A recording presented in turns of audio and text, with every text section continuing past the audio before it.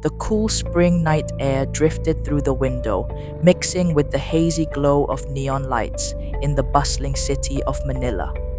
Inside his room, Nick sat in front of his computer, his eyes tracing words on the screen, but his mind was miles away. He gently stroked Kelvin's favorite pillow, which lay rumpled on the bed beside him. It had been a month since Kelvin disappeared. They had fallen in love back in university. Kelvin's active and open personality perfectly balanced Nick's quiet and thoughtful nature. They were like two worlds that couldn't exist without each other, now merged into one. But then, a month ago, Kelvin vanished without a trace. The police searched but found nothing. It was simply filed as a missing persons case. But for Nick, this wasn't just any missing persons case. He knew Kelvin better than anyone. Kelvin couldn't even stand to be apart from him for a single day. Nick decided to go back to the last place he saw Kelvin. It was the coffee shop where they had their last dinner together. The shop was still as lively as ever. Nick looked at the boy near their usual corner table. He couldn't see his face, but the boy's figure reminded him of Kelvin.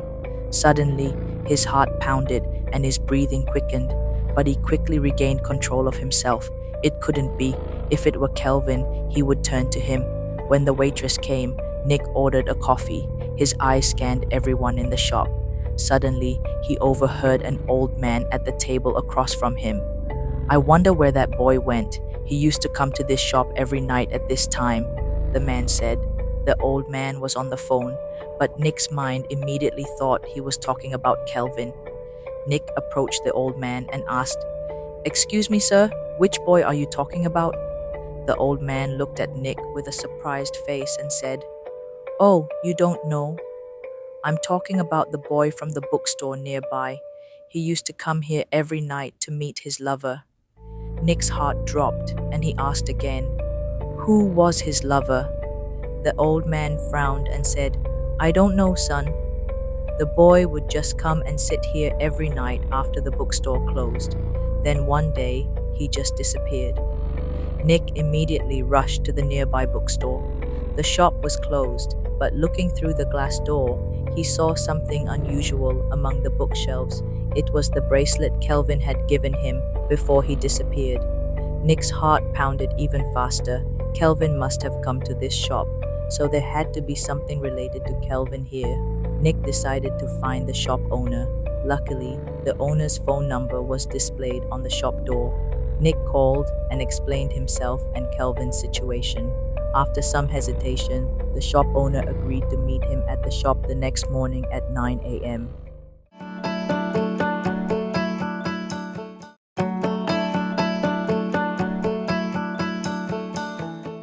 The next morning at 9 a.m., Nick was already in front of the shop. The owner, an old man with white hair and thick glasses, opened the door.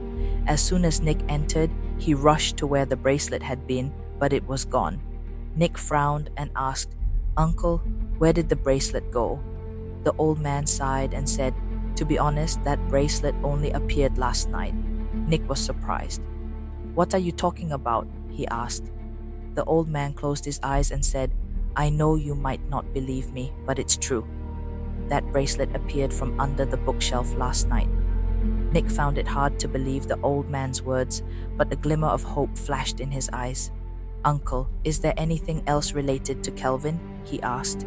The old man thought for a moment and said, "Kelvin, he came to this shop often. There was one book he was always looking for." Nick excitedly asked, "Which book, Uncle?" The old man led him to a bookshelf and pointed. "This book," he said. It was an old book titled Secrets of Time Travel. Nick opened the book, and a handwritten note fell out from between the pages. It was Kelvin's handwriting. The note read, "Nick, I found the secret to time travel, but I'm stuck. Please find me. I'll be waiting for you in our old spot." Nick's eyes widened. So Kelvin hadn't just disappeared. He must have made some kind of time travel. Our old spot. Where was that? Nick racked his brain. Was it the bench at the university where they first met, or the mysterious alleyway restaurant where they had their first dinner? Nick said goodbye to the old man, took the book, and quickly left. Kelvin was waiting for him somewhere in time. Nick didn't know how he would find Kelvin yet, but the certainty that Kelvin was alive and the hope of finding him again gave him the strength to move forward. Could Nick find the answer behind this mysterious time travel? Could he reunite with Kelvin?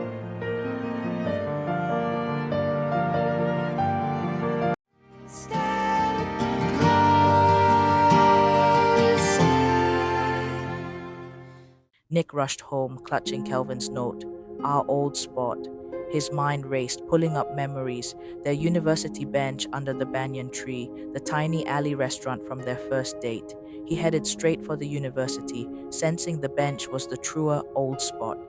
At the quiet campus, he found their bench, carving N plus K still visible. A faint shimmer caught his eye behind the tree, pulsing with a strange light. Driven by desperate hope, Nick stepped towards it. He pushed through the shimmering air, the world swirled, then solidified. He was still by the banyan tree, but everything looked older, wilder. Then he saw him, Kelvin, sitting on their bench, journal in hand, looking exactly as Nick remembered.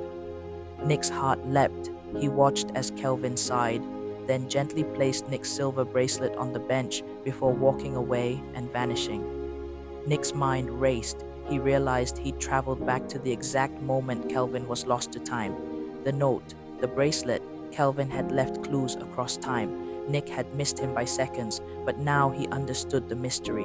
The old spot wasn't where Kelvin was now, but where he vanished, leaving a trail.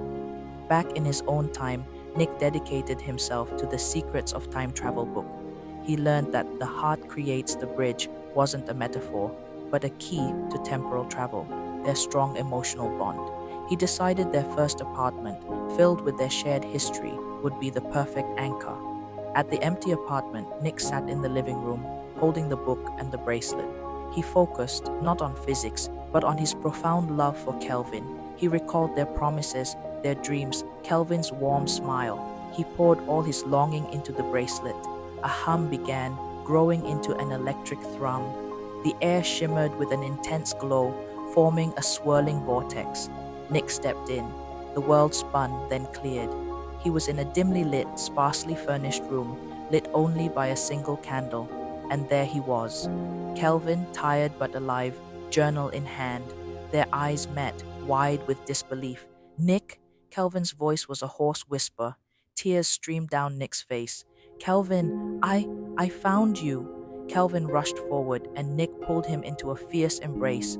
The warmth, the familiar scent, it was real. I knew you'd come, Kelvin murmured. I've been stuck here, waiting, trying to send clues. I found them, Nick said, holding him close. Your note, the bracelet, the old man at the bookstore, you left a trail. Kelvin smiled, genuine and tired. I tried. I knew you'd figure it out. Our connection, it's stronger than time. They held each other, savoring the impossible reunion. The mystery was solved, replaced by immense joy. The journey back to their own time would be another challenge, but they'd face it together. Love, Nick knew, was the anchor that even time couldn't break.